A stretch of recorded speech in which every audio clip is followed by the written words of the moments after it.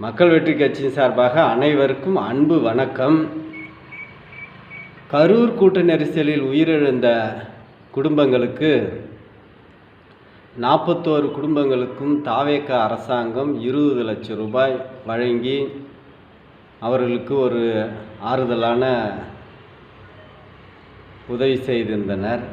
தற்பொழுது அரசு அமைந்தவுடன் அவர்களின் குடும்ப உறுப்பினர்களுக்கு தமிழக அரசு சார்பாக அரசு வேலை வழங்கலாம் என்று நடவடிக்கை எடுத்து கொண்டு வந்த இந்த நேரத்திலே நீதிமன்றத்திலே நாம் தமிழர் கட்சி சார்பாக இடைத்தேர்தலை முன்னிட்டு அவர்களுக்கு பணி ஆணை வழங்கப்படுகிறார்கள் என குற்றம் சாட்டி அதை நிறுத்துவதற்கான வேலைகளை செய்து வருகிறார்கள். இது முற்றிலும் தவறு.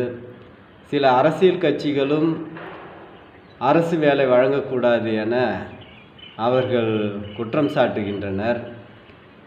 ஒரு உயிரிழப்பு என்பது எந்த விதத்திலையும் ஈடு செய்ய முடியாதது. எனவே அவர்கள் அரசு வேலை வழங்கட்டும், அதிலே நீங்கள் யாரும் குறுக்கீடு செய்ய வேண்டாம்.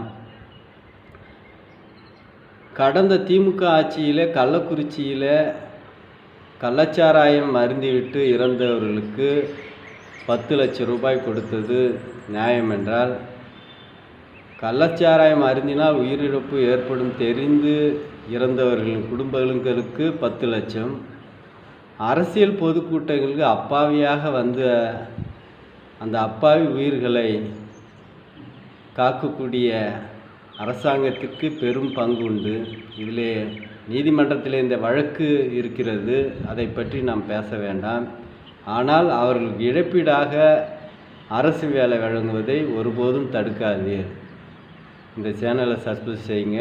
அப்போ தான் இந்த நம்ம பேசக்கூடிய கருத்து வெகுஜன மக்களுக்கு நிறைய பேர்கிட்ட போகும்.